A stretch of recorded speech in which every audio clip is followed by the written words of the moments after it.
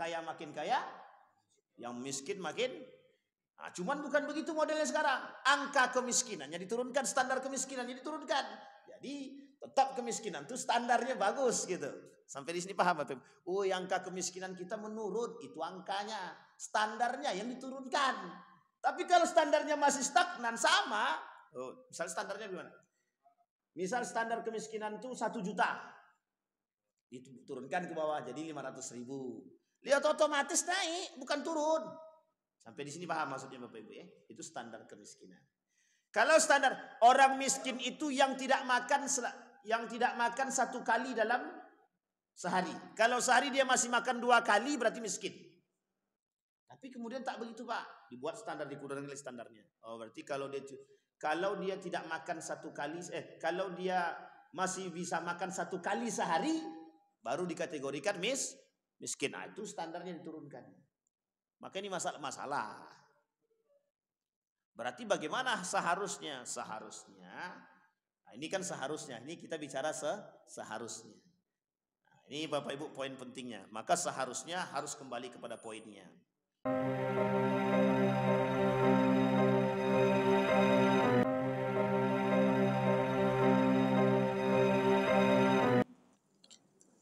Assalamualaikum warahmatullahi wabarakatuh.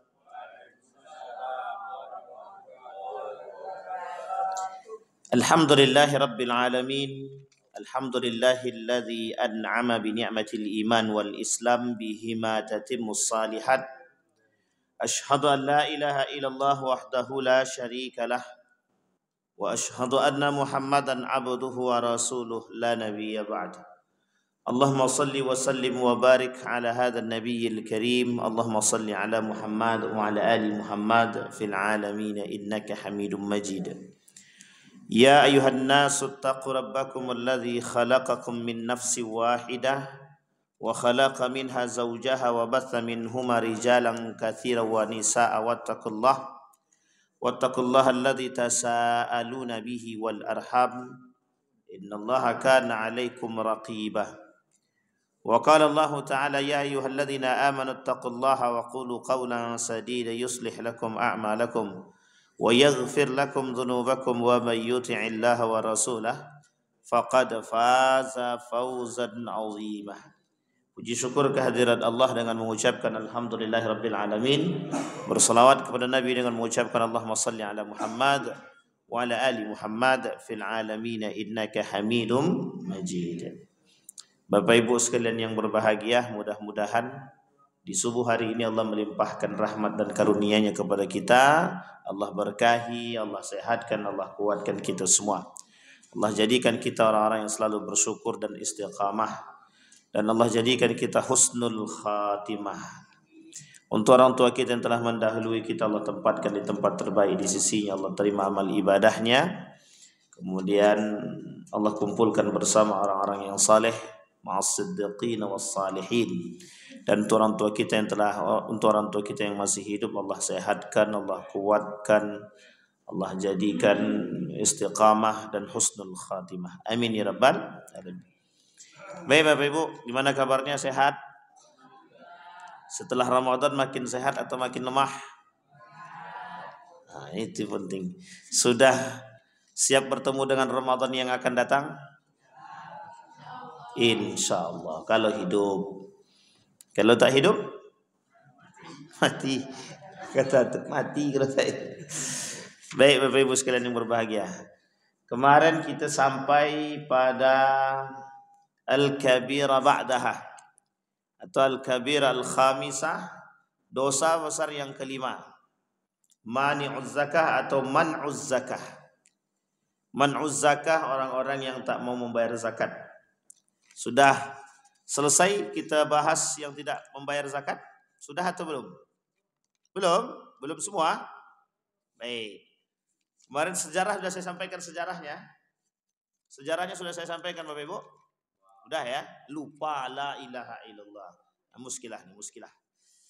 Masalah nih. Kata Nabi dalam hadisnya, awwalu thalathatin yadkhulun nar qabla al-hisab. Kata Nabi, awwalu thalathatin yadkhulun nar, ada 3 golongan pertama masuk dalam neraka. Tiga golongan pertama yang masuk ke dalam neraka kata Nabi, amirun musallatun yang pertama, pemimpin yang zalim. Di dalam riwayat yang lain disebut dengan sultanan jur. Sultanun jur, kawan syaitan, kawan iblis kata Nabi.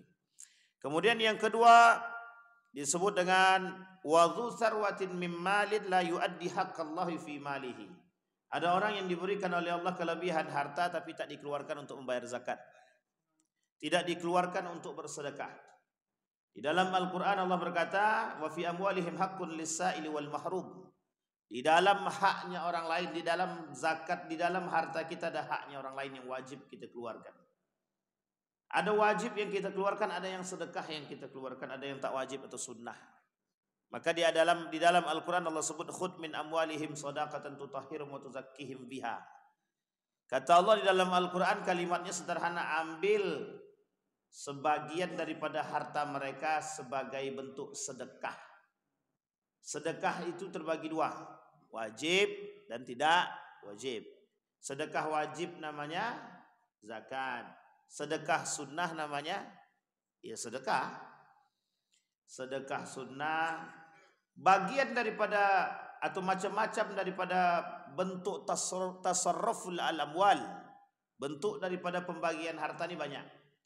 Ada sifatnya sedekah, sifatnya zakat, sifatnya wakaf, sifatnya hibah.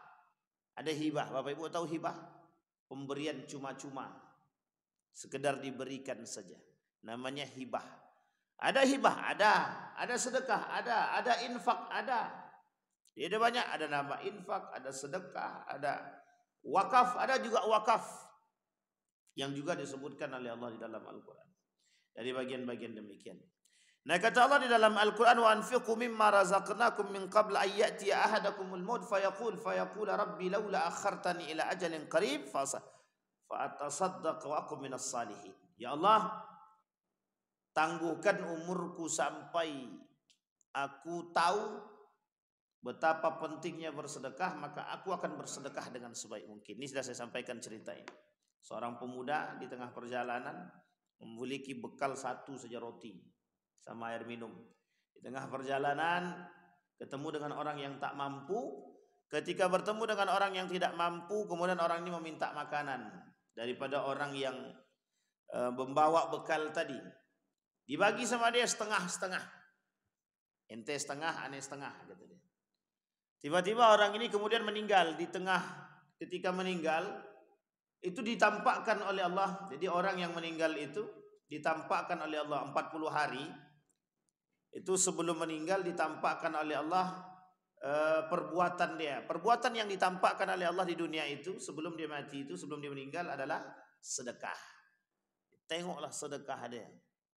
Kemudian setelah nampak, pemuda tadi berkata, kalaulah seandainya aku tahu bentuk sedekah itu seperti itu, pahalanya besar, maka dia pengen hidup kembali, kemudian akan bersedekah sedemikian rupa. Inilah kemudian yang menjadi dalil kemudian bahwa Nabi, kata Nabi, bersedekahlah dengan sebaik mungkin. Al-i'ta', memberikan sesuatu kepada orang lain itu dengan sebaik mungkin, bukan sisa. Bukan yang tak baik. Bang sayang ini makanan yang kita makan tak habis, kita kasih tetangga aja lah. Itu sisa namanya. Tapi itu namanya memberikan meskipun terpaksa, tapi memberi itu meskipun terpaksa karena takut tak habis atau karena tak habis. Karena tak habis kita kasih tetangga. Tapi kalau habis tak akan kita kasih. Nah, itu poin penting tuh bagi kita semua. Jadi makanan itu diukur dulu kalau mau makan. Mau makan apapun diukur dulu, ukur kemampuan. Jangan rakus. Rakus itu dalam bahasa Arab ada dua. Ada hirsun, ada tama'. Kalau tama' itu rakus. Ada bahasa lain pelit juga, bukhul. Bukhlun itu bakhil, pelit, pekedit, entah apalah namanya pokoknya. Kedekut. Kedekut. Kalau bahasa kami memang loki. Itu memang loki, berani harap minta ampun gitu deh. Tamak. Tamak itu ingin merasakan dan menikmati sendiri saja. Tapi di atas tamak itu ada lebih tinggi lagi. Namanya rakus. Bahasa Arabnya hirsun. Kata para ulama, apa arti hirsun itu? Al-hirsu asyaddu minat tama. Hirsun itu lebih parah daripada tamak tadi. Orang yang koruptor yang 968 triliun itu tuh udah hirsun itu. Di atas tamak tuh. Udah rakus. Rakusnya di atas tamak. Ada yang begitu banyak. Ada orang yang pengen kaya melimpah tuh banyak. Berbagai macam cara untuk mendapatkannya. Kalau caranya halal tak ada masalah. Abdurrahman ibn Auf diberikan pindah ke Madinah, dari Mekah ke Madinah. Sampai Madinah, kata pemuka Madinah yang terkaya tuh, nih ambil hartaku setengah untukmu. Tak mau dia, kasih aku kapak aja lah. Dikasih kapak, kemudian pergi ditunjukkan pasar. Di pasar dari kapak itu saja dia bisa 3 bulan kemudian bisa kaya. Nah itu Abdurrahman ibn Auf. Ditawarkan istri, ditolaknya. Bukan dia tak tahu, tapi itu Abdurrahman ibn Auf. Kuncinya tahu. Dia tahu kuncinya. Kuncinya dia tahu. Salah satu kuncinya orang-orang yang rajin sholat setelah sholat subuh, kemudian dia melaksanakan sholat 2 rakaat. Itu kata Abdurrahman ibn Auf, memperkuat. Utsman ibn Affan memperkuat. Orang-orang yang terkenal dermawan dari segi sahabat bagian. Tapi rata-rata semua sahabat Nabi itu dermawan, baik. Baik semua. Nah, kembali kepada poin tadi Bapak Ibu. Kata Nabi, ada orang-orang yang tidak mau membayar zakat. Umar bin Khattab ketika mendapat pernyataan daripada Abu Bakar, ada orang yang tak mau bayar zakat, kata Abu Bakar, perangi. Jadi ketika pasca Nabi Muhammad meninggal, banyak perkara yang muncul. Nabi palsu, orang yang keluar daripada Islam murtad, kemudian orang yang nggak mau bayar zakat. Ini 3 poin besar yang dilawan oleh Abu Bakar ketika Nabi meninggal. Nabi meninggal hari ini, besok sudah setengahnya murtad. Hari ini Nabi meninggal, besok di Mekah setengahnya murtad. Setengahnya keluar daripada Islam. Di perbatasan Madinah, bahkan di Madinah ada yang tidak ada yang murtad di Madinah. Tapi tak banyak, tak sebanyak yang di Mekah. Tapi di perbatasan sudah mulai banyak orang yang tidak mau membayar zakat. Atau Abu Bakar, ini tidak bisa dibiarkan ini. Sehingga untuk melanjutkan pengumpulan ayat-ayat Al-Quran terhenti dulu. Jadi sedang mengumpulkan ayat Al-Quran dihentikan oleh Abu Bakar. Kata Abu Bakar, kita ada yang lebih penting. Diperangilah oleh Abu Bakar nabi palsu. Setelah diperangi nabi palsu, diperangi orang murtad. Setelah diperangi orang murtad, diperangi oleh Abu Bakar orang-orang yang tidak mau bayar zakat. Kenapa kok diperangi sama Abu Bakar? Ada yang dibunuh, ada yang diambil hartanya, kemudian ada yang dirampas. Ini dirampas ini bukan dalam kategori rampas ambil paksa sesuka hati, bukan. Ini karena mereka tidak mau bayar zakat itu. Nah, makanya di Indonesia ini kalau ada kebijakan ambil saja orang yang tidak mau bayar zakat, orang kaya yang tak mau bayar zakat ambil, sama seperti pajak. Wah itu enak itu. Tapi tak mau pula pemerintah, itu masalah, tak tahu kenapa ya. Kalau sempat mau ambil zakat gitu kan. Nah, itu insya Allah. Tapi kita takut pula nanti setelah ambil zakat seleweng pula ada zakat. Tidak juga lah, naudzubillah summa naudzubillah. Jadi Bapak Ibu sekalian yang berbahagia, diperangi tuh. Diperangi sama Abu Bakar. Setelah diperangi sama Abu Bakar, tujuannya satu saja. Kalau seandainya orang yang tidak mau membayar zakat ini tidak diperangi oleh Abu Bakar, maka bisa dipastikan ketika itu tidak akan ada orang yang mau bayar zakat. Sedangkan ada kewajiban mereka tak mau bayar, apalagi tidak diperangi sama Abu Bakar, tidak akan mau membayar zakat. Nah di dalam riwayat yang lain kata Nabi, orang-orang yang tidak mau membayar zakat ini disebut dengan kafir. Kafir. Karena mereka mengingkari rukun Islam. Mereka mengingkari rukun Islam. Tapi kata dalam penjelasan para ulama, orang yang tidak mau membayar zakat tidak masuk dalam kategori kafir. Kafir di sini tidak keluar daripada Islam, tapi dia lebih kepada kufur. Makanya Bapak Ibu, kenapa kata Allah dalam Al-Quran, la in syakartum la azidannakum. Kalau kalian bersyakartum, bersyukur. Tapi kalimat itu dibanding Pak, digandeng sama Allah kalimat lain. Kalau seandainya kalian kufur, kafartum. Kalau kalian kufur, bukan kalian kafir, tapi kalian kufur. Kenapa kok kufur? Jadi kalimat ini di dalam Al-Quran itu penuh makna. Kenapa Allah menggunakan kalimatnya la in syakartum? Kalau kalian bersyukur. Kok yang digandeng kalimatnya wa in kafartum, kalau kalian tidak bersyukur, atau lebih tepatnya kafara. Ulama berbeda pendapat makna kafara di sini. Satu mengingkari, yang kedua membangkang, yang ketiga menolak, yang keempat mengingkari. Coba bayangkan tuh. 4 maknanya, Pak. Kalimat kafara tadi. Nah, yang di dalam pembahasan ini disebut dengan orang yang tak mau bayar zakat itu disebut sebagai kafara, tak bersyukur. Tidak bersyukur di sini satu, menolak bersyukur, yang kedua mengingkari. Kata para ulama ada yang mengatakan angkara, mengingkari. Kalau sudah mengingkari kewajiban berzakat, maka bisa dikategorikan orang tersebut kafir, bagian daripada rukun Islam. Kalau ada orang yang mengingkari rukun Islam, kira-kira kafir apa tak kafir? Misal, rukun Islam ada berapa Bapak Ibu? 5. Kalau dia tak salat, kafir apa tidak? Kalau dia tak bersyahadat, kafir apa tidak? Sama Pak. Berarti kalau dia tak bayar zakat, kafir apa tak kafir? Maka disebutlah salah satu di antaranya kata para ulama, kenapa orang yang tidak mau bayar zakat itu masuk dalam kategori kafir? Karena mengingkari rukun Islam. Kafir di sini kata para ulama tidak keluar daripada Islam kecuali yang nomor 1. Yang nomor 1 kalau syahadat dia tidak bersyahadat, dia tak bisa masuk Islam. Kafir. Karena gerbang masuk Islam itu ya syahadat. Tapi kata para ulama derajat kekufurannya sama dengan orang kafir. Jadi dia melakukan ibadah apapun Allah tak terima, tidak mau terima. Tapi ini punya derajatnya masing-masing. Syahadat, kalau dia tak bersyahadat atau batal syahadatnya kafir.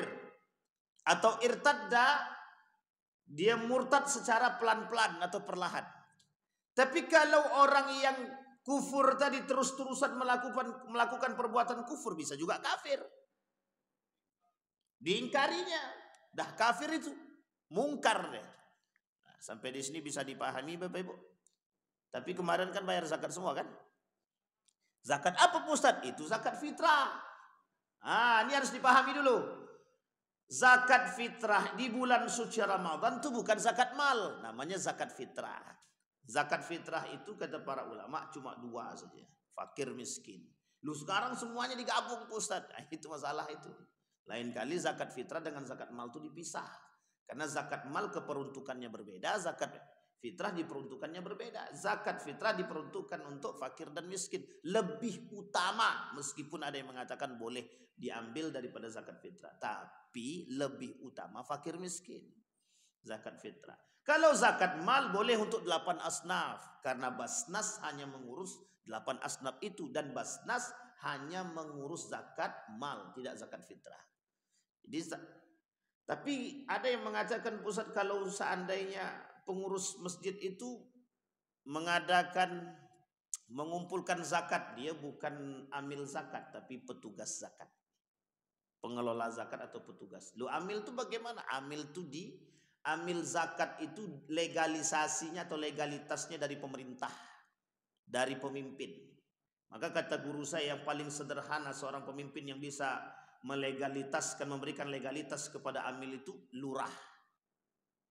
Kalau Basnas, sebenarnya Basnas tidak punya otoritas untuk memberikan legalitas kepada. Basnas itu sebenarnya tidak memiliki legalitas untuk memberikan legalitas amil kepada pengurus masjid atau kepada panitia zakat yang ada di masjid-masjid. Sebenarnya kalau dimaknakan imam, karena kata para ulama yang berhak memberikan legalitas itu adalah imam. Imam itu siapa? Pemimpin, presiden. Karena presiden punya tangan, ada gubernur, di bawah gubernur ada bupati, di bawah bupati ada camat, di bawah camat ada lurah. Maka kata guru saya yang paling berhak itu adalah jalur kepemimpinan. Tapi di dalam undang-undang zakat itu kan di bawah Basnas. Ini kemudian yang menjadi persoalan kalau Basnas memperkuatnya lewat situ. Salah kata salah? Tidak ada salah. Yang penting di bawah naungan pengetahuan para pemimpin dan umara, para pemimpin seperti gubernur, bupati, camat tahu dia. Misal di Riau ada namanya gubernur, di bawah gubernur memberikan perintah kepada Basnas untuk meng-cross check. Tapi kalau Basnas kata semua, atau kalau para pengelola zakat mengatakan semua pengumpulan zakat yang dilakukan di masjid-masjid tak sah, gitu. Kalau tidak lewat Basnas, ini agak keliru sedikit, agak keliru juga sedikit. Tidak ada tidak sah itu. Kalau dibilang tidak sah itu masalah itu. Kenapa masalah? Karena orang saja yang mengerti ilmu zakat dia berhak dan dia boleh memberikan zakatnya sendiri tanpa harus melalui Basnas. Boleh sangat. Bahkan kata para ulama, kalau Anda takut, kalau kita khawatir bahwa zakat kita tak sampai kepada orang, maka Anda boleh menyampaikan sendiri. Nah, itu dia poin pentingnya. Cuma mengelola zakat secara berjamaah itu lebih baik daripada sendiri. Kenapa begitu? Takutnya satu orang dapat 10. Yang 9-nya tak dapat. Nah, ini yang dikhawatirkan. Maka diperlukanlah lembaga untuk mengurusnya tadi. Namanya Badan Amil Zakat Nasional. Ada yang nasional, ada yang swasta. Ada LAZ namanya, Lembaga Amil Zakat. LAZ itu Lembaga Amil Zakat tapi swasta. Swasta tapi di bawah pemerintah. Namanya LAZNAS. Lembaga Amil Zakat swasta tapi di bawah pemerintah. Contohnya seperti Lazismu, Lembaga Amil Zakat Muhammadiyah. Ada namanya Lembaga Amil Zakat Nahdlatul Ulama. Ada namanya Rumah Zakat. Ada namanya Dompet Duafa, DPUDT, dan lain sebagainya. Ada lagi namanya, apa yang ada di Riau ini? DPUDT, Rumah Zakat, yang punyanya Yusuf Mansur apa? DPUDT. DPUDT itu Dana Peduli Umat itu. Dan lain sebagainya. Banyak ini Pak. Banyak ini unit pengumpulan zakat. Bahkan ada beberapa yayasan-yayasan punya lembaga-lembaga amil zakat sendiri. Sampai di sini bisa dipahami Bapak Ibu ya. Nah ini penting, poin penting. Nah zakat ini Bapak Ibu tidak bisa diremehkan. Kata para ulama, apakah zakat ini bisa mengatasi kemiskinan? Bisa. Memang itu tujuannya. Zakat ini tujuannya dua. Hablum minallah dan hablum minannas. Kalau dia tak mengeluarkan zakat berarti dia kafir. Kalau dia tak mau mengeluarkan zakat berarti dia mengingkari perintah Tuhan. Kalau dia mengingkari perintah Tuhan berarti pembangkang. Kalau dia pembangkang terus-menerus dengan pembangkangan dia, maka dia telah kafir kepada Allah. Yang kedua, di mana letak hubungan manusianya dengan sosialnya? Hablum minannasnya di mana letaknya? Ketika dia mengeluarkan zakat, dia mengeluarkan satu sifat atau memiliki satu sifat perhatian terhadap sesama muslim. Nah, sekarang saya tanya Bapak Ibu, mana yang paling penting?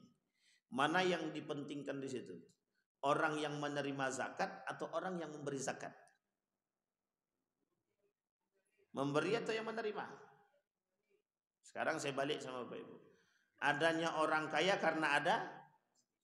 Kalau seandainya orang miskin tak ada, kemana mau dikeluarkan zakatnya? Sama seperti Saudi Arabia itu. Saudi Arabia itu zakat malnya dikeluarkan untuk negara asing. Sebagian dibagikan kepada pemerintah, yang dibagikan kepada orang dalam. Orang dalam itu seperti para dai-dai, para imam-imam itu. Tapi karena imamnya sudah dapat gaji dari pemerintah, dikeluarkan ke negara-negara yang lain. Itu kemana coba? Kalau tidak ada orang tak mampu, kemana menerima zakatnya? Seperti pada masa Umar bin Abdul Aziz, 2 tahun, tidak ada kemiskinan. Seperti yang terjadi di Dubai hari ini. Dubai, Qatar, Oman hari ini. Itu zakat malnya kemana? Zakat malnya kemana? Dialihkan, dialih fungsikan. Yang tadinya untuk fakir miskin karena tak ada lagi orang miskin. Bapak Ibu datang ke Dubai. Di Dubai itu nanti Bapak Ibu akan lihat tulisan. Satu warung, bukan warung sebenarnya, toko isinya silahkan ambil makanan ini gratis, tapi dalam bahasa Arab. Bebas, yang mau makan siapapun silahkan. Tak ada yang mau. Kenapa tak ada yang mau? Tak ada yang miskin. Yang miskin itu tak ada. Kenapa? Nah, satu yang kedua itu malu dia. Tapi sebenarnya kalau dibahasakan malu, mungkin karena memang yang dilihat sama mereka, yang banyak mengambil makanan itu dari hasil CCTV mereka, itu bukan orang asli pribumi. Lebih tepatnya pekerja. Termasuklah salah satunya orang Indonesia yang bekerja. Dan itu memang disediakan. Di Qatar disediakan. Di Oman disediakan. Di Oman itu disediakan. Ya gimana tidak? Uang Oman itu 1 rialnya, 1 rial Oman itu 40.000. Sekarang naik 45.000. Itu pound sterling aja kalah. Pound sterling 30.000. Ini Oman 45.000. Jadi 1 rialnya, 1 rial Saudi itu 4.500 rial Saudi. 1 rial Oman 45.000. Jauh enggak bandingnya itu? Jauh banget perbandingannya. Kita anggap Saudi itu adalah paling kaya tuh, Saudi itu paling kaya. Udah paling kaya karena pendapatannya jelas setiap tahun, bukan setiap tahun, setiap bulan, bahkan bukan setiap bulan itu. Umroh masuk, asal umroh masuk, haji masuk, umroh haji. Makanya kenapa, mohon maaf Bapak Ibu, kenapa Saudi itu mau ngambil alih, mau mendirikan kerajaan sendiri? Karena sudah terasa Bapak Ibu, sudah tahu bahwa Saudi ini punya potensi. Apa potensinya? 2 tanah suci, Masjidil Haram dan Masjidil Nabawi. Makanya melepaskan diri dari kerajaan Turki Utsmani, kemudian mendirikan kerajaan sendiri dan berdiri sendiri. Kalau enggak di bawah Turki Utsmani, apa yang kami dapat? Gitu. Jadi makanya Saudi Arabia ketika itu posisinya tetap sendiri. Diambil lah. Sekarang mereka bisa kaya, kurang kaya apa? Pada masa Faisal naik itu, pada masa Faisal, King Faisal. Mulai pada masa King Faisal itu naik sampailah hari ini. Nah, ke depan Bapak Ibu, itu jarak antara Masjid Ka'bah itu, Masjidil Haram itu dengan pintu masuknya itu jaraknya 3 kilo. Jadi nanti akan ada perubahan besar di Mekah itu, dari Ka'bah untuk pintu masuk masjid itu jaraknya 3 kilo. Nah, coba bayangkan, itu udah melebihi hotel. Jadi hotel-hotel itu nanti akan ada penggusuran besar-besaran. Jadi jaraknya akan menjadi 3 kilo, jalan kaki. Nah, itu nanti orang sholatnya di belakang aja lah, tak ada yang mau sholat di depan masjid Ka'bah lagi. Sholatnya paling belakang. Itu tanda-tanda akhir zaman itu. Baik, kembali kepada poin kita. Nah, maka Bapak Ibu sekalian yang berbahagia, apa kata Nabi kepada faqala lahu rajulun ittaqillah Ibnu Abbas fa inna ma yas'alur rajul al-kufra. Kata dia, Ibnu Abbas, bertakwalah kalian kepada Allah, karena salah satu bentuk kekufuran itu yang bertolak belakang daripada rukun Islam tadi. Nah, salah satu rukun Islam adalah zakat. Maka Bapak Ibu sekalian yang berbahagia, poin penting. Apa ancaman bagi orang yang tidak mau membayar zakat? Diambil oleh Allah. Ini hadisnya dhaif, hadisnya lemah. Kata Nabi dalam riwayat yang lain, kata Nabi dalam hadisnya, orang yang tidak mau membayar zakat, kelak harta mereka itu dililitkan di leher mereka. Ketika dililitkan di leher mereka, itu berubah menjadi asyajar al-aqra. Nanti akan berubah asyajar al-aqra itu akan berubah harta yang dililitkan di leher mereka menjadi ular yang besar yang akan memangsa mereka. Ini ancaman. Selain daripada masuk api neraka, digigit oleh ular, banyak sebenarnya ancaman orang-orang yang tidak mau membayar zakat. Tapi kata para ulama sebagian mengatakan itu hadisnya dhaif, lemah. Tapi poin pentingnya bukan di situ. Poin pentingnya bukan di situ. Orang yang tidak mau membayar zakat, dia sudah merusak tatanan sosial. Itu yang paling penting dalam kehidupan kita hari ini. Jadi kenapa sekarang orang miskin banyak, orang kaya tak mau bayar zakat? Bukan tak mau bayar pajak ya, salah. Kenapa banyak orang miskin hari ini, orang kaya tak mau bayar zakat? Salah satu itu. Kenapa pula kami yang disalahkan? Loh, kalau Anda bayar zakat selesai. Kami bayar zakat tapi dikorupsi, itu masalah lain. Yang jelas sekarang ini, kenapa poin pentingnya kemiskinan itu karena orang kaya tidak mau bayar zakat. Apa namanya? Moralnya miskin, bukan moralnya lagi, semua miskin. Agama tak ada. Agamanya miskin, moralnya miskin, akhlaknya pun tak ada. Kita lihat contoh pada masa Nabi Musa. Coba Nabi Musa itu datang 2 orang kepada Qarun, tidak mau dia. Datang orang tak mampu disuruh minjam duit. Kata Qarun, aku ini kan mencari duit. Kau datang sini mau pinjam duit, boleh, aku orang baik. Iya baik, tapi nanti kembalikan 2 kali lipat ya. Kata Qarun, langsung dikasih syarat depan. Tak mau orang tuh minjam. Karena dikasih 2 kali lipat. Karena terpaksa sekali, mau tak mau pinjam juga. Dikecam oleh Nabi Musa. Besoknya ketika lagi jalan pawai bawa harta, datang Nabi Musa berdiri di tengah. Kata Nabi Musa, Qarun keluarkan. Padahal ini bersaudara nih. Qarun sama Nabi Musa ini bersaudara. Qarun keluarkan zakatmu. Sudah kau tak mau bersedekah, sudah kau pinjamkan hartamu kepada orang lain dengan dua kali lipat untuk pengembaliannya. Sekarang ente nggak mau bayar zakat wajib, dia tak mau. Kata Nabi Musa, keluarkan. Apa kata Quran? Innama utituhu ala ilmin indi. Aku nih kerja keras. Nah, ini contoh manusia sekarang tuh kayak Korun gitu. Cuman tak sekaya Korun. Jadi orang-orang yang tak mau bayar zakat sekarang ini, kata Nabi, itu sebenarnya bukan persoalan itu. Sombong, angkuh. Nah, itulah yang disebut dengan kalau dibilang tidak bermoral terlalu kasar. Tapi lebih tepatnya kurang moral lah. Kenapa begitu? Memang begitu, Pak. Coba kalau dia berpikir, kalau saya keluar zakat, setidaknya ada orang yang bisa tercover. Nah, dia berpikir begitu. Orang sudah tak punya nurani, tak punya simpati, tak punya hati. Nah, itulah orang-orang yang tak mau bayar zakat. Disebutlah dalam Al-Quran kalimatnya kafarah. Makanya tidak salah ketika Allah menggunakan kalimatnya kafarah. Tapi kalau Allah cuma bilang, orang yang tidak mau bayar zakat, kata Allah itu bakhil, berarti itu dah paling halus tuh. Tapi karena Allah katakan kalimat kafarah, saking diancamnya Allah. Hei orang tak mau bayar zakat, kafir kalian, mungkar kalian. Digitukan sama Allah. Tidak ada tempat, Pak, tidak ada sisa, tidak ada tempat bagi mereka. Orang yang tak mau bayar zakat itu tidak ada tempat, kata Allah. Karena persoalannya bukan pada diri dia sendiri. Dia telah merusak tatanan yang sudah dibangun oleh Tuhan. Mengingkari, memutus jalur yang sudah baik tadi. Sehingga Allah tak mau. Wala yahsabanna alladhina yabkhaluna bima atahumullahu min fadlih huwa khairul lahum bal huwa syarrul lahum sayutawwaquna ma bakhilu. Kelak apa yang mereka pelitkan, yang mereka bakhilkan, akan mereka lilitkan ke leher mereka, kemudian mereka akan keliling bertawaf. Bahasanya begini. Hei umat manusia, inilah aku. Tak sebut nama. Kalau sebut nama Bang Bembeng nanti masalah.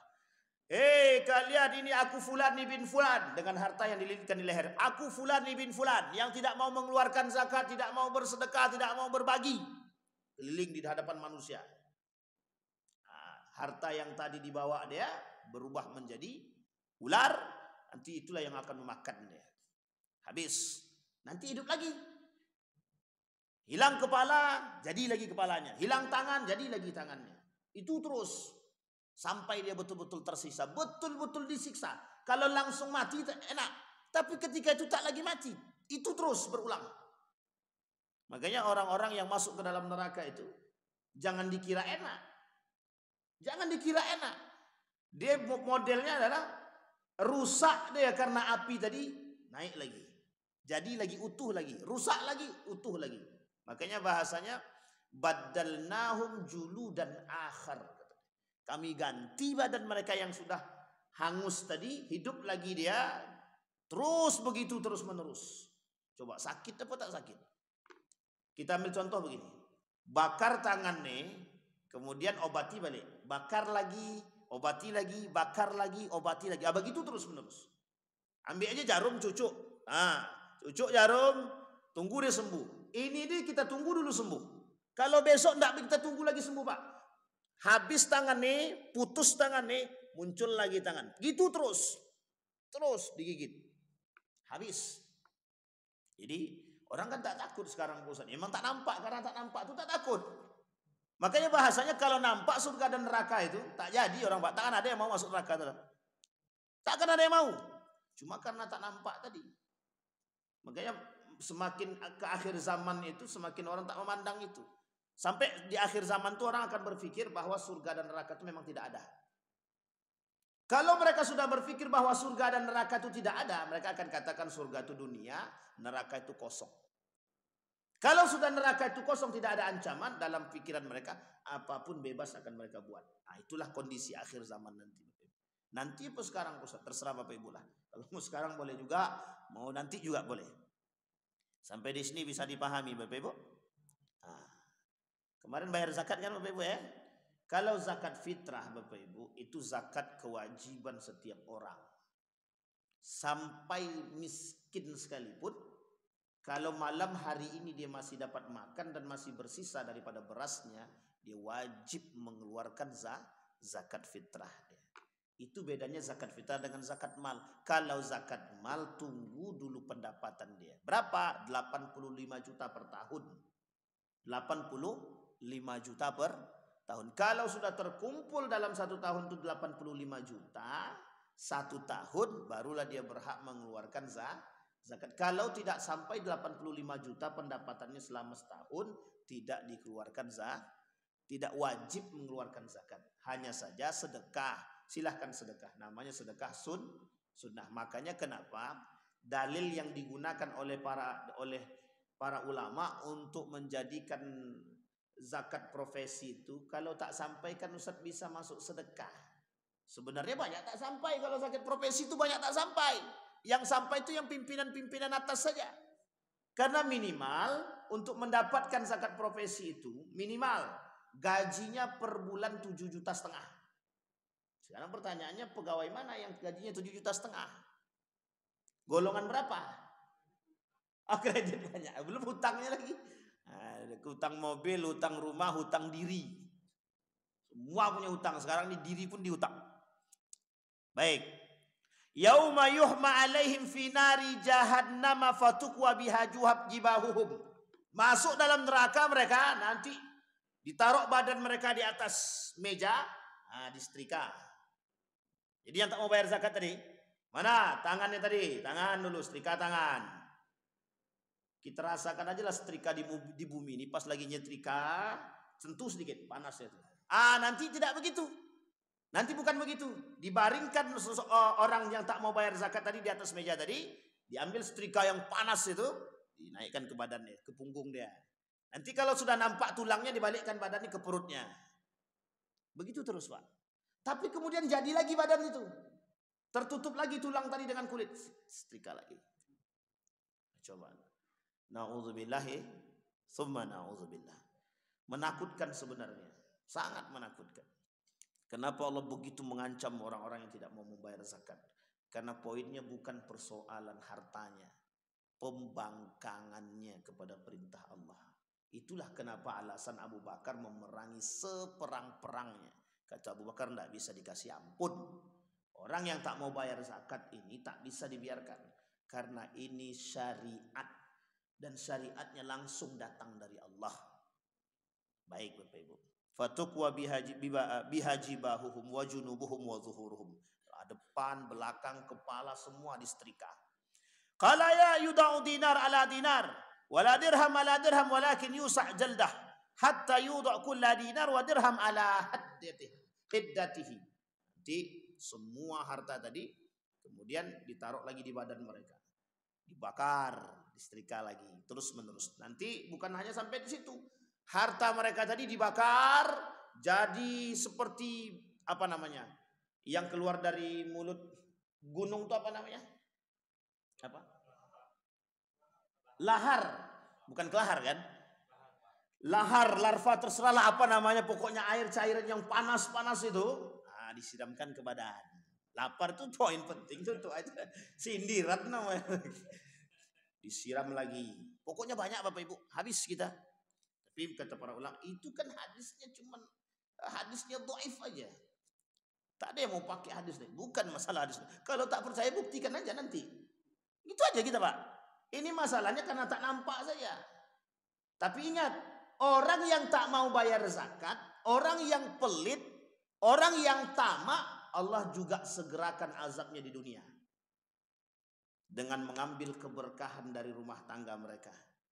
Dari Allah ambil keberkahan daripada harta mereka. Dari Allah ambil dari Allah berikan kemiskinan kepada mereka. Setidaknya miskin hati dan miskin akhlak. Orang-orang yang tak mau bayar zakat, yang tak mau bersedekah, itu miskin akhlak, miskin hati. Itu yang paling nampak dari mereka. Cobalah lihat orang-orang yang tak mau bayar zakat. Mesti angkuh, sombong, pokoknya lengkap jadi satu tuh. Tak mau dia bayar zakat? Enggak. Kenapa tak mau bayar zakat? Ngapain aku bayar zakat? Itu namanya orang sombong, orang angkuh. Enggak bisa kita lihat, oh baik kali dia. Enggak ada orang itu baik. Tak mau bayar zakat. Mana mau dia? Kalaupun mau dia memberikan bantuan kepada orang, mesti ada maunya. Itu mesti itu Pak. Itu sudah menjadi poin penting itu. Mesti ada maunya. Kemudian watajibu fi qimatin urud tijarah. wa an Abi Hurairah radhiyallahu anhu qala Rasulullah man atahu Allahu malan falam yuaddi zakat mithla lahu yaumal qiyamah suja'an aqra tadi. Dibuat perumpamaannya seperti ular yang besar yang seolah-olah ingin memangsa diri dia. Qala Rasulullah sallallahu alaihi wasallam khamsun bi khamsin. Qalu ya Rasulullah wa ma khamsun bi khamsin? Qala ma naqada qaumul ahdi illa sallatallahu alaihim aduwwahum. Kelak orang-orang yang tak membayar zakat ni akan saling berantem dia sama satu. Dia mengatakan ini hartaku katanya. Ditunjukkan. Tidak hanya nanti, Pak. Sekarang sudah begitu. Orang-orang yang pelit-pelit ini, orang-orang tak mau bayar zakat nih, itu berantem satu dengan yang lain. Berantem apa? Berebut harta. Nampak orang-orang yang pelit-pelit. Jangankan orang yang pelit, yang bayar zakat dia berebut harta, apalagi yang tidak. Itu nampak itu. Kerjaannya begitu aja. Oh, tidak cukup. Tidak ada rasa qanaah dalam diri dia. Nah, tapi coba bayangkan. Kalau kita mampu membayar, tak usah bayar zakat. Kita coba. Sekali saja kita bisa melepaskan kesempitan orang lain. Oh, rasa bahagianya itu bukan main. Rasa senang itu. Melihat orang tak mampu tersenyum itu. Oh, itu rasanya itu. Seolah-olah di dalam badan kita ini terasa satu kebahagiaan yang tak pernah kita rasakan. Coba bayangkan sama Bapak Ibu. Ketika Bapak Ibu sedang punya masalah, tiba-tiba Allah berikan kemudahan atas masalah. Gimana rasanya? Enak apa tak enak? Sedang lapar selapar-laparnya begitu kan? Tiba-tiba datang orang makan. Silahkan makan. Bahagia apa tak bahagia? Begitulah Pak rasanya. Nah, bagi orang yang memberikan ada kelapangan yang lebih Allah berikan yang tidak bisa dirasakan oleh siapapun kecuali yang melakukan. Nah, itu dia Bapak Ibu. Itu poin yang tak pernah kita bisa dapatkan. Baik. Yang kedua kata Allah, orang yang tak mau bayar zakat, tunggu tanggal main kefakirannya kata Nabi. Orang seperti ini difakirkan kembali oleh Nabi. Difakirkan. Ingat cerita Nabi Yusuf. Nabi Yusuf itu nampak tuh orang-orang kaya yang pelit dan bakhil itu dimiskinkan oleh Nabi Yusuf. Dimiskinkan. Apa kata Nabi Yusuf? Akan kita rubah yang kaya jadi miskin, yang miskin jadi kaya. Nah, itu bagus pula sistemnya Nabi Yusuf. Karena dia sudah menjadi orang yang di sana, yang sudah menjadi penasehat kerajaan, bebas Nabi Yusuf. Dibuatnya sistem dibaliknya Pak. Dicari tahu dari data. Mana orang-orang kaya, yang pelit-pelit bukhala itu. Yang kaya dimiskinkan, yang miskin dikayakan. Kalau sekarang gimana Ustaz? Itu terbalik. Yang kaya makin kaya, yang miskin makin. Nah, cuman bukan begitu modelnya sekarang. Angka kemiskinannya diturunkan, standar kemiskinannya diturunkan. Jadi tetap kemiskinan itu standarnya bagus gitu. Sampai di sini paham Bapak? Oh, angka kemiskinan kita menurun, itu angkanya, standarnya yang diturunkan. Tapi kalau standarnya masih stagnan sama, misal standarnya gimana? Misal standar kemiskinan itu 1 juta. Diturunkan ke bawah jadi 500.000. Lihat otomatis naik, bukan turun. Sampai di sini paham maksudnya Bapak Ibu ya? Itu standar kemiskinan. Kalau standar orang miskin itu yang tidak makan 1 kali dalam sehari. Kalau sehari dia masih makan 2 kali berarti miskin. Tapi kemudian tak begitu Pak. Dibuat standar, dikurangi standarnya. Oh, berarti kalau dia tidak makan 1 kali, kalau dia masih bisa makan 1 kali sehari, baru dikategorikan miskin. Nah, itu standarnya diturunkan. Maka ini masalah. Berarti bagaimana seharusnya? Nah, ini kan seharusnya. Ini kita bicara seharusnya. Nah, ini Bapak Ibu poin pentingnya. Maka seharusnya harus kembali kepada poinnya. Baik. Kenapa ini penting untuk diperingatkan kepada kita semua? Biar orang-orang muslim ini sadar. Biar orang-orang muslim ini punya perhatian. Biar orang-orang seperti kita ini, muslim ini punya simpati. Yang untung itu bukan mereka, tapi kita. Nah, ini poin penting yang tadi saya tanyakan kepada Bapak Ibu. Siapa yang untung? Siapa yang lebih baik? Yang menerima atau yang memberi? Ini namanya simbiosis mutualisme. Jangan berkata kami ini orang hebat bisa memberikan harta kepada orang tak. Salah. Anda yang butuh dia. Karena kalau Anda punya harta tapi Anda tak bisa mengeluarkan harta Anda dan Anda tidak tahu kalau tidak ada orang miskin kemana Anda mau keluarkan. Jadi poin pentingnya kita ini butuh orang miskin. Butuh Pak. Apa butuhnya untuk mengeluarkan kita? Jangan kira kita ini bisa udah hebat kali bisa mengeluarkan zakat dan mulia. Bukan. Justru yang mulia itu mereka. Kalau tak ada mereka kita tak bisa menunaikan kewajiban. Nah, ini poin penting. Maka kedua-duanya harus saling melihat baik buruknya kedua-duanya. Siapa yang untung? Untung dua-duanya. Yang bayar zakat untung, yang menerima zakat untung. Makanya di dalam Al-Qur'an itu lawan kata kaya bukan miskin. Lawan kata kaya itu adalah puas. Puas. Karena banyak orang kaya yang tidak. Itu dia kalimatnya. Sekarang miskin ini seperti apa maknanya? Apa karena tidak punya harta? Bukan. Orang kaya yang tak puas itu miskin namanya. Nah, sekarang kita lihat Bapak Ibu. Berapa banyak orang kaya yang miskin hari ini? Oh, bukan banyak lagi. Wah, ibu-ibu belakang semangat dia bilang banyak. Tahu Bapak Ibu orang kaya miskin maksud saya? Tahu Bapak Ibu orang kaya miskin? Orang kaya miskin itu orang kaya yang terlilit hutang. Dia wajib diberi zakat. Mobilnya 10 tapi semuanya kredit. Nah, itu orang miskin tuh Bapak Ibu. Itu kelak ya, mohon maaf. Itu paling miskin di hadapan Tuhan besok itu. Coba 10 mobilnya semuanya kena riba semua. Habis. Hancur. Itu kan kalau riba, kalau kredit pakai riba Ustaz. Kalau kredit tak pakai riba tetap aja bangkrut. Buktinya tetap dikasih zakatnya itu. Makanya kalau tolak ukurnya begitu habis itu. Rumah kredit, mobil kredit, kalung kredit, tas branded kredit, sepatu kredit. Apa yang tak kredit? Tak ada. Semua kredit. Tapi bayangkan orang-orang seperti ini bangkrut. Ada contoh bangkrut yang lain? Ada orang kaya yang bangkrut? Ada. Orang kaya yang memakan haknya orang lain. Bangkrutnya tak di sini. Di mana bangkrutnya? Di hari kiamat. Misal dia makan 10 hak orang lain. Nanti 10 ini datang kepada Tuhan. Ya Allah, kami bersaksi. 10 orang ini bersaksi. Si anu fulan nih bin fulan makan harta kami. Ini orang yang tak mau bayar zakat kayak gitu nanti. Orang yang tidak mau bayar zakat. Nanti orang yang berhak menerima zakat kita ini datang kepada Tuhan. Ya Tuhan, ya Allah, fulan nih bin fulan tidak menunaikan kewajibannya. Dan itu adalah haknya kami. Dan kami berhak menuntut. Diminta sama Allah di situ. Sendiri. Fulan bin fulan sini ente tak bayar zakat? Tidak, itu hanya orang tahu.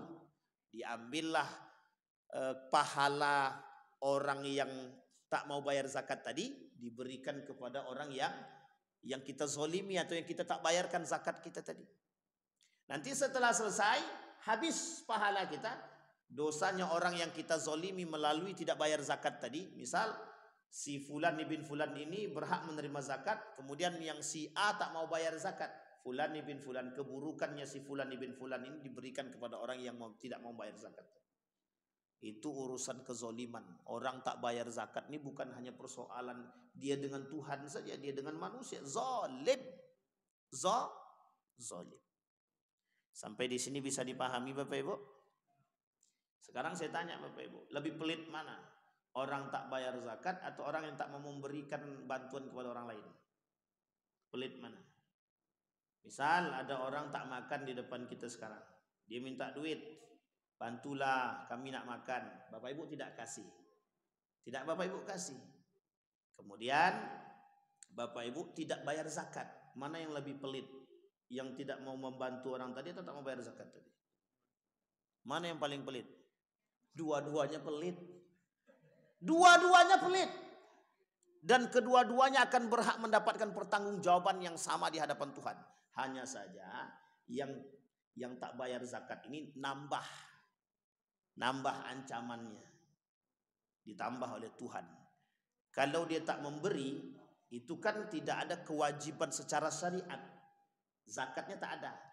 Tapi kewajiban kemanusiaannya ada? Ada. Kewajiban kemanusiaannya ada? Ada. Pernah Bapak Ibu begitu?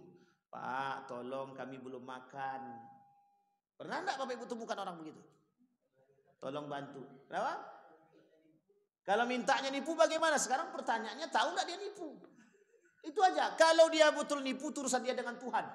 Tapi kalau betul dia tak makan, bapak ibu tak kasih, dia minta, besok dia bertanggung jawab. Tuhan, Bang Bembeng kemarin tak kasih saya.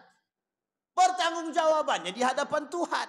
Makanya kata Zainuddin MZ itu, kalau ada orang datang ke hadapan bapak ibu minta, kalau kita tahu penipuan dia penipu, nah itu enak. Tapi kalau tak tahu, kalau kita tak tahu dia nipu, kalau seandainya betul dia tak makan, kita tak kasih, la ilaha illallah. Tapi kalau seandainya kita kasih, dia nipu, kita tak salah, kita tetap dapat pahala. Yang dosa yang nipu, tidak mungkin pula dosa yang ngasih. Dosa nipu. Berarti dia sudah, kalau dia membantu orang menipu, Pak Ustaz, dia sudah berdosa. Salah. Orang kita tak tahu. Kecuali kalau kita tahu dia nipu, kita kasih dia tempat untuk nipu, itu namanya memanfaatkan hasil tipu daya. Jadi kita pula ikut berkongkali. Ada begitu? Ada. Siapa mereka? Yang tukang orang yang menjadi bapak asuh daripada, mohon maaf, para pengemis. Jadi ada pengemis buatan namanya. Jadi orang-orang yang mengemis. Kami pernah temukan itu Bapak Ibu di Sidoarjo dulu. Kita keliling-keliling tengok banyak kali anak-anak ngemis nih. Setelah kita lihat ada bapaknya Pak ngangkatnya pakai mobil pick up anak-anak nih. Kita ikutin. Ternyata dia punya sediakan rumahnya mewah, mobilnya 4, entah 4 atau 5 waktu itu tengok.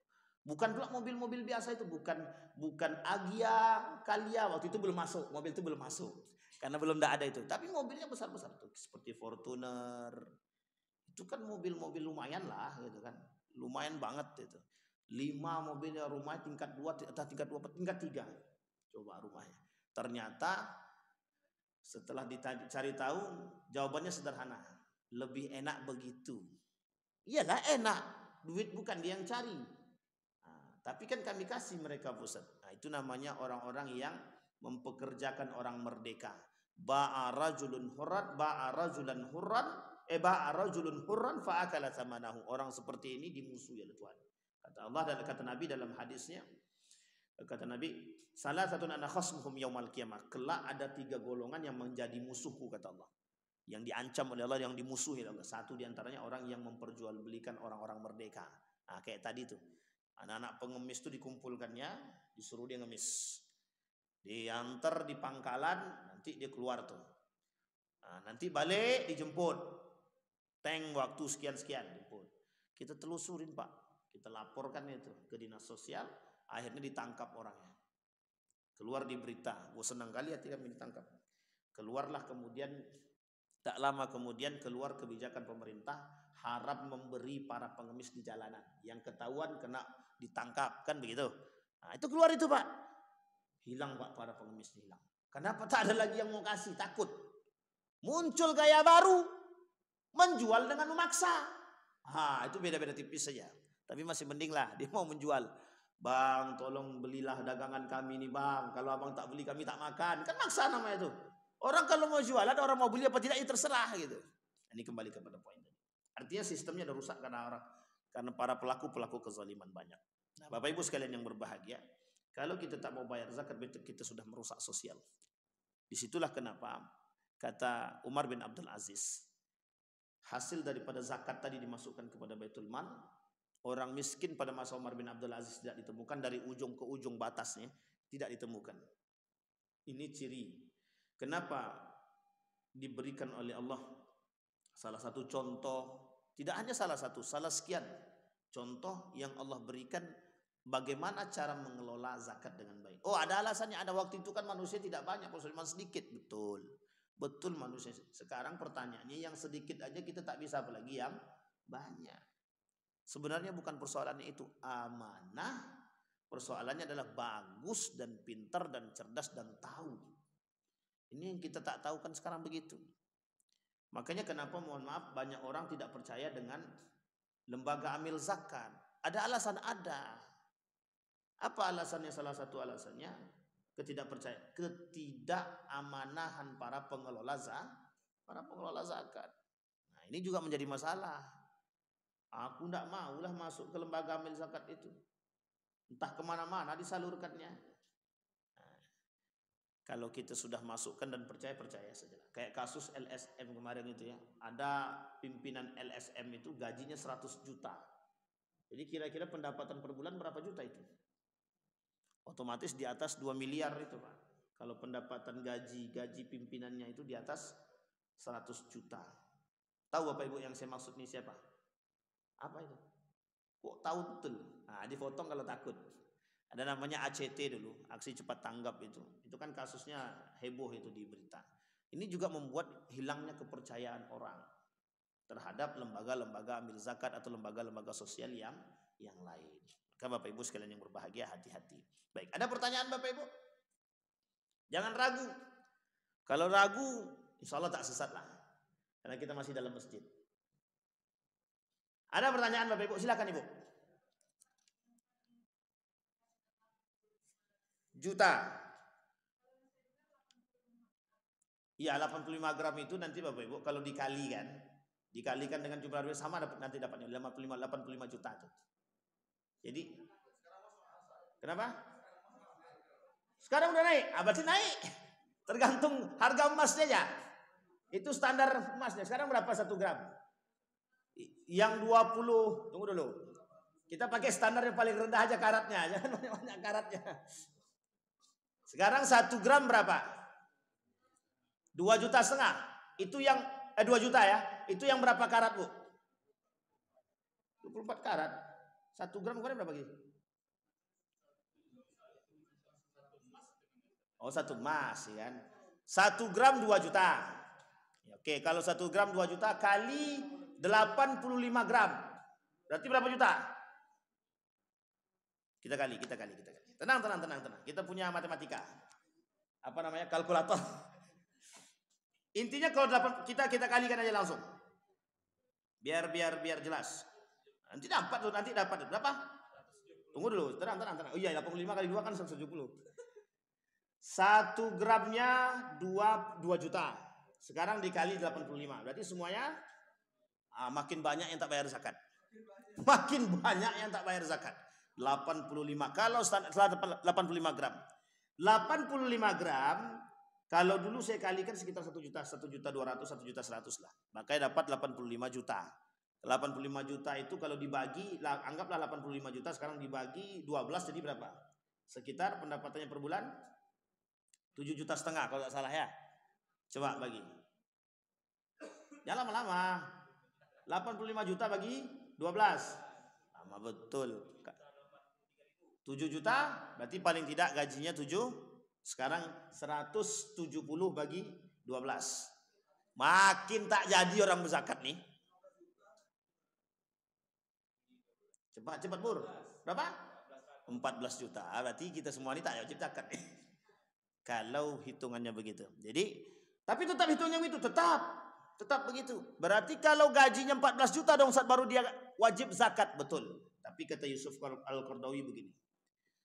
Kata Yusuf Al-Qardawi, ini poin penting untuk disampaikan. Yang pertama, untuk zakat ini kata Yusuf Al-Qardawi, kalau ditinjau menggunakan model sistem mazhab Syafi'i, itu harus bayar hutang dulu, harus cukupin kecukupan rumah tangga dulu, maka tidak akan ada yang berzakat.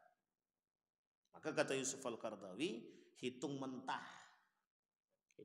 Kalau mentah itu berarti, kalau anggaplah tadi 77 juta, berarti 7 juta tidak usah dikeluarkan kreditnya, tidak usah dikeluarkan hutang piutangnya.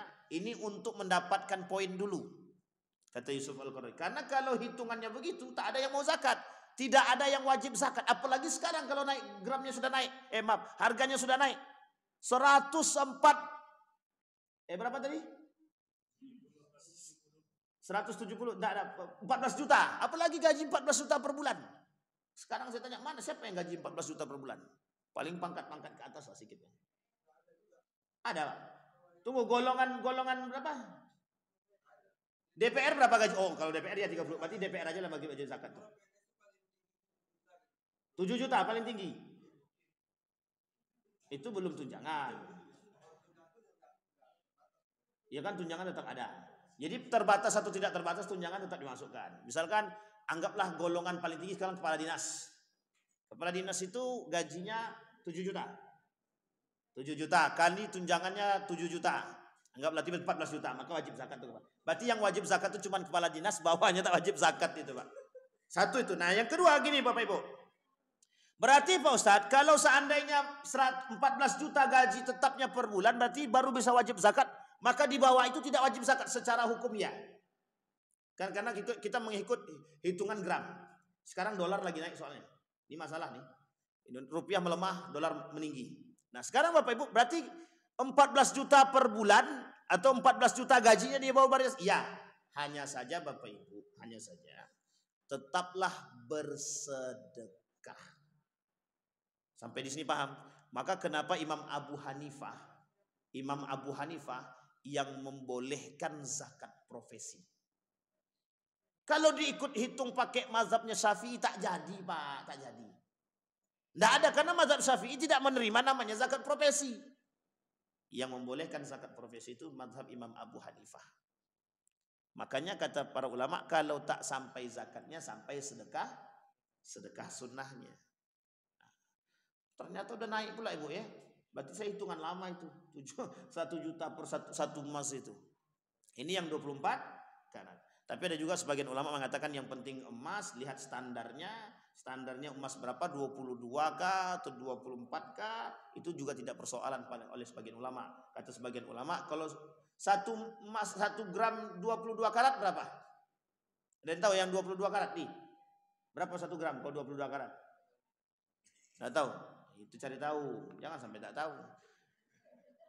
Madhabnya Imam Malik, kalau madhab Imam Malik begini Bapak Ibu, madhab Imam Malik tetap semua sama gram, cuman hanya saja gramnya itu yang menjadi masalah. Apakah 24 karat, 22 karat dan segala macamnya itu menjadi persoalan. Maka diambil oh ya masih mending lah. Pakai aja standarnya 22 karat, jangan pakai standar 24 karat, mati kita sudah. Ada yang berapa karat lagi di bawah itu? 20 karat, ada 20 karat. 15 ada? Oh, itu enggak original emas. Udah campur tuh berarti enggak? Iya pokoknya itulah Bapak Ibu. Artinya Bapak Ibu, standar karat ini itu tidak ada pada masa itu. Saya ulangi lagi. Pada masa Nabi, standar karat ini tidak ada. Standar karatnya, standar karat berapa? Yang penting dia emas. Yang penting emas. Sebenarnya begini. Kalau kata Syekh Ramadan Al-Buti itu, yang penting itu mau dia emasnya berapa karat, yang penting dia emas, ikut standar itu. Kalau dia mau misalkan pakai standar karatnya, misalkan anggaplah 5 karat atau 15 karat atau 10 karat misalkan. Tapi kalau dia tetap, ini tujuannya untuk membayar zakat saja. Tujuannya untuk bayar. Karena waktu itu tidak ada itu 22 karat, 24 karat, 15 karat, 20 karat, itu tak ada waktu itu. Sehingga tolak ukurnya adalah emas saja. Karena hitungan emas dulu begini. Hitungan emas dulu tuh pakai dinar. Tahu Bapak Ibu dinar ya? Uang dinar yang emas itu. Berapa 1 dinar? Misal kalau sekarang 1 dinarnya mungkin sekitar udah mahal ya, 2 juta sekian ya. Kalau dulu 1 dinar pada masa itu, 1 dinarnya dihitung. 1 dinarnya misalkan 1 dinar itu hitungannya kan dinar itu emas. Waktu itu 1 dinar, 2 dinar, 3 dinar, 4 dinar, sampailah 85. 1 dinar 1 gram. Berarti kalau seandainya 1 dinar 1 gram, berarti butuh berapa dinar? 85 dinar. 85 dinar inilah yang kemudian dikeluarkan zakatnya. Dikali 2 kali lipat. 2 kali lipat untuk apa? Untuk yang peraknya dirham. Sampai di sini paham Bapak Ibu? Dia ada emas, ada perak. Emas dipakai, perak 2 kali lipatnya emas. Perak ini 2 kali lipatnya emas. Kalau dinar 1 dinar, hitungannya berarti 85 dinar. 85 dinar baru dia wajib keluar zakat. 85 dinar. Kenapa tidak dipakai dinar? Karena Nabi tahu tidak semuanya tidak semua umat muslim ini pakai dinar. Maka dibuatlah standarnya emas oleh para ulama. Gitu. Sampai di sini bisa dipahami Bapak Ibu. Yang penting dikeluarkan. Nah, sekarang Bapak Ibu, poin pentingnya bukan di situ. Kalau merasa kita berkecukupan, anggaplah pendapatan Bapak Ibu 7 juta per bulan. Saya sarankan keluarkan saja. Kenapa begitu? Cari aman kita. Tak sampai zakat kita jatuh sedekah. Karena di dalam hak harta kita ini ada hak orang lain. Wa fi amwalihim haqqun lis-sa'ili wal wal mahrum. Di dalam harta kita ini ada haknya orang lain. Baik itu berupa sedekah sunnah maupun sedekah wajib. Boleh Pak?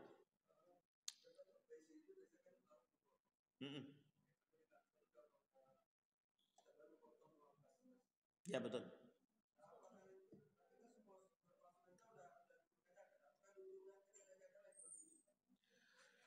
Apakah nanti dikeluarkan zakat lagi? Tidak usah dikeluarkan zakat, karena sudah keluar zakat sudah selesai. Kalau Bapak sudah keluarkan zakat lewat bulanan, nanti tak perlu keluarkan zakat lagi. Tergantung yang belum dikeluarkan yang mana. Misal ini pendapatan Bapak. Ini perbedaan pendapat para ulama ya. Jadi gini, kenapa mazhab Syafi'i tidak ada namanya zakat profesi? Karena takut 2 kali pengeluaran. Salah satu itu alasan. Yang kedua, memang tidak ada zakat profesi karena kan masuk dalam kategori zakat pendapatan. Zakat pendapatan juga zakat harta. Nah, inilah kemudian yang menjadi alasan kenapa dalam mazhab Syafi'i tidak ada namanya zakat profesi. Tapi kenapa mazhab Imam Abu Hanifah membolehkan zakat profesi ini? Tujuannya kalau zakat profesi ini dikeluarkan per bulan terasa lebih ringan ketika dikeluarkan di akhir. Sampai di sini paham Bapak Ibu ya? Kenapa kemudian ulama membolehkan dan mengeluarkan fatwa? Karena merujuk kepada karakter. Kenapa merujuk pada karakter? Sekali keluar di akhir tahun berat, dikeluarkanlah di awal per bulan, diambillah dari gaji. Memang kontroversi, sangat kontroversi. Termasuklah kami dulu Pak, kami dulu termasuk yang ikut memperdebatkan kasus ini ketika dalam forum-forum terbuka. Lu kenapa mazhab Syafi'i tak ada kok? Mazhab Imam Ahmad bin Hanbal tidak? Kan gitu. Dijawablah dengan alasan maslahat. Apa itu? Ternyata kalau dikeluarkan di akhir tahun itu beratnya bukan main. Sebenarnya tidak berat-berat juga. Ada poin lain, ada sebenarnya poin lain. Biar mudah orang mengeluarkan zakat, biar terstruktur dan terukur, biar terorganisir. Kenapa harus dipotong di atas? Biar langsung masuk Basnas. Kenapa begitu? Kalau mungut satu-satu entah ada yang mau bayar atau tidak, gitu deh. Satu sisi itu. Tapi 2 sisi yang lain kita tak mau, takut nanti suudzon. Lebih tepatnya adalah memberikan kemudahan. Satu. Nah, kedua, apakah kami nanti bayar zakat lagi? Tak perlu Pak. Kecuali yang belum dikeluarkan. Misal, Bapak Ibu beli mobil. Sudah dipakai 1 tahun. Ini kan di luar daripada gaji. Sekarang sudah 1 tahun. Tapi ini yang sudah lunas ya. Yang belum lunas jangan. Tapi kami tak lunas-lunas. 7 tahun kreditnya, kapan lunasnya? Cari aman aja, keluarkan tetap. Keluarkan zakat mobil tadi. Kalau mobil ini pakai, rumah yang kita pakai, perhiasan yang Bapak Ibu pakai, Bapak-bapak jangan pakai, ibu-ibu aja. Perhiasan emas yang ibu pakai, keluarkanlah 1 kali selama kita memakai barang tersebut. Tapi Ustaz, emas kami bertambah terus, pisahkan. Pisahkan. Kenapa kok dipisahkan? Karena yang sudah dikeluarkan jangan dikeluarkan lagi. Tapi kalau mau keluarkan itu halal, tidak ada masalah. Nah, ini poin penting Pak, dalam zakat ini penting. Karena pertanyaannya itu aja terus. Kenapa kok itu terus Ustaz? Orangnya tak menyimak ketika dijawab, gimana? Hah? Oh ya, betul juga. Nah, jadi Bapak Ibu, kalau beli emas untuk ibu-ibu, untuk beli emas, dihitung emas yang dibeli pertama. Pertama dibeli 85 gram, berarti dah keluarkan zakatnya. Nanti kalau mau beli lagi, dihitung lagi. Oh baru 5 gram, belum, jangan dikeluarkan dulu. Tapi kalau mau disedekahkan silahkan, keluarkan sedekahnya boleh, tidak ada masalah. Sampai di sini paham? Karena ini emas perhiasan beda dengan emas batangan. Emas batangan yang kita simpan itu harus dikeluarkan setiap tahun. Sementara emas perhiasan kita keluarkan 1 kali saja. Karena ini dipakai. Sampai di sini paham Bapak Ibu? Sama kayak rumah yang kita tempati. Kalau kami ngontrak bagaimana? Jangan ditanya. Cukup yang tanya yang punya asli aja. Tapi sertifikatnya atas nama itu banyak tak mau bayar zakat namanya itu. Tak mau bayar zakat. Ini rumah pemberian orang tua Ustaz, bukan punya kami, dan sertifikatnya juga masih punya orang tua. La ilaha illallah. Kalau begitu selesai, tak usah bayar zakat lagi, tak usah tanya. Nah, sampai di sini paham Ibu ya? Ini poin penting. Baik Bapak Ibu sekalian yang berbahagia, kita cukupkan sampai di sini. Nanti kita lanjut lagi. Siapkan pertanyaan, besok kita bahas zakat lagi. Di bulan yang akan datang kalau kita ketemu lagi dengan izin Allah, kita bahas lagi nanti. Masih banyak waktu insyaallah. Karena zakat, tapi kan zakat tiap 1 tahun sekali, masih lama insyaallah. Baik Bapak Ibu sekalian yang berbahagia, kita berdoa kepada Allah. A'udzu billahi minasyaitonir rajim. Bismillahirrahmanirrahim. Alhamdulillahirabbil alamin. Hamdasy syakirin, hamdan naimin. Hamdan yuwafi ni'amahu wa yukafi'u mazidah. Ya Rabbana lakal hamdu kama yanbaghi li jalali wajhikal karim wa 'azimi sultanik. Allahumma salli ala Muhammad wa ala ali Muhammad fil alamin innaka Hamidum Majid ya hayyun ya qayyum ya fattah ya alim ya aziz ya ghaffar ya rabbal alamin. Allahumma faqihna fid din wa 'allimna ta'wil. Allahumma ansur man nasara ad-din wa khudhul man khazal muslimin. Allahumma arina al-haqqa haqqa warzuqna ittiba'a wa arina al-batila batila warzuqna ijtinabah. Allahumma ansur ikhwanana al-mujahidin fi Palestin wa fi Gaza wa fi kulli makan. Allahumma dammir al-yahud. Allahumma ahlikil kafarata wal mubtadi'ata wal musyrikina a'da'aka a'da'ad-din. Rabbana zalamna anfusana wa illam taghfir lana wa tarhamna lanakunanna minal khasirin. Rabbana atina fid dunya hasanah wa fil akhirati hasanah qina azabannar. Walhamdulillahi rabbil alamin. Assalamualaikum warahmatullahi wabarakatuh.